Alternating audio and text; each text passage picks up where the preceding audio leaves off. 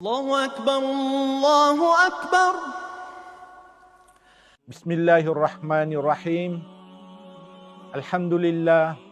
Innal hamdalillah nahmaduhu wa nusallim ala rasulillahil karim. Amma ba'd. Assalamualaikum warahmatullahi wabarakatuh.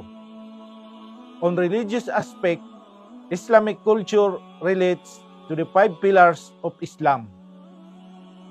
Prophet Muhammad, peace be upon him, said, Bunyal Islamu ala khamsh, ash-shahadatain, ashhadu an la ilaha illallah, wa ashhadu anna Muhammadan abduhu wa rasuluh, iqamus salah, wa ita'uz zakah, wa sawmu ramadan, wa hajjul bait liman istata ilayhi sabila. Brothers and sisters, the foundation of ibadah, worship, is complete submission.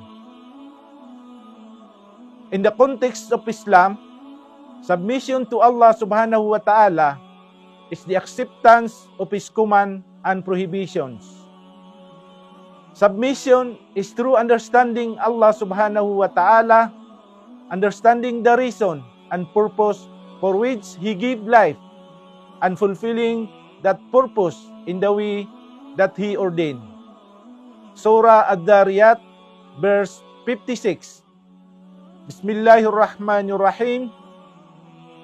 وَمَا خَلَقْتُ الْجِنَّ وَالْإِنسَ إِلَّا لِيَعْبُدُونَ صَدَقَ اللَّهُ الْعَظِيمُ وَبِاللَّهِ التَّوْفِيقُ وَالْهِدَايَةُ وَالسَّلَامُ عَلَيْكُمْ وَرَحْمَةُ اللَّهِ وَبَرَكَاتُهُ.